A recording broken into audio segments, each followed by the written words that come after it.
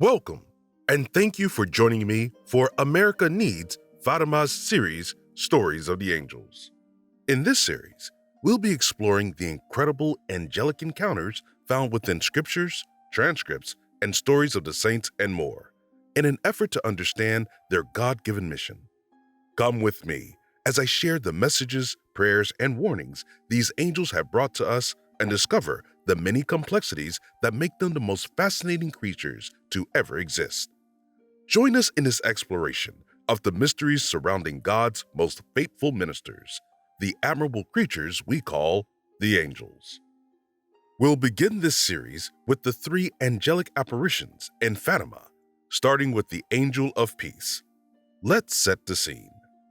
The year was 1916, and the world had descended into what seemed like an endless cycle of chaos. Battle after battle raged on with no apparent end in sight, and with the scent of death and despair thick in the air, the thought of peace was far from the minds and hearts of the people, and the point of no return was fast approaching.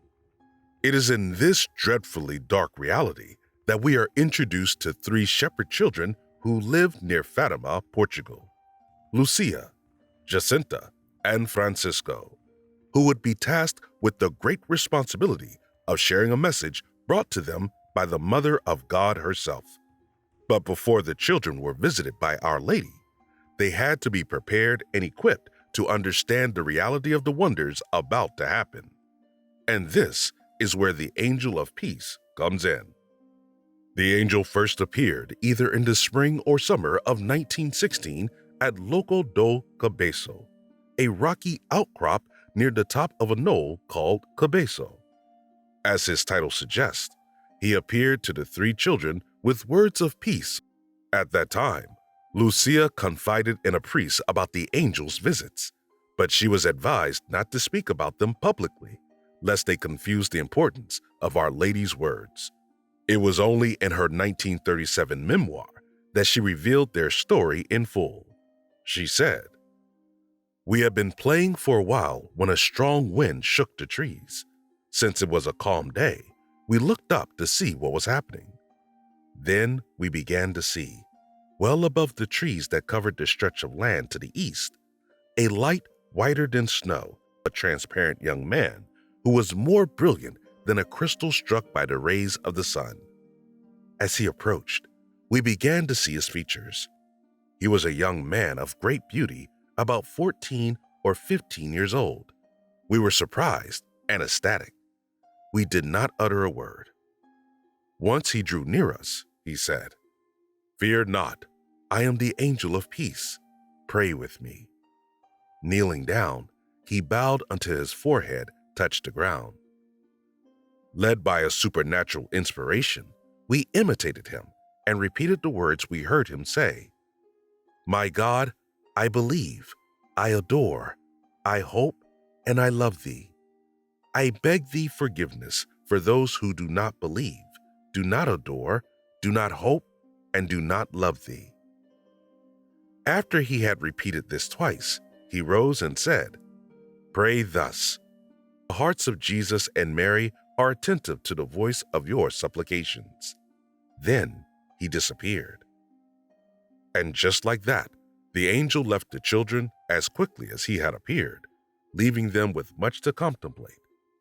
Lucia later wrote, 'The supernatural atmosphere that enveloped us was so intense that we were almost unaware of our own existence. For a long time, we remained in the same position repeating the same prayer. The presence of God was so intense and intimate that we dared not speak to each other. On the following day, we felt our spirits still enveloped in that atmosphere, which was slowly disappearing. None of us thought of talking about this apparition or of recommending secrecy, for the incident itself demanded it. It was so intimate that it was difficult to utter a word about it. This might well have been the apparition that impressed us the most, because it was the first one thus manifested. So it began.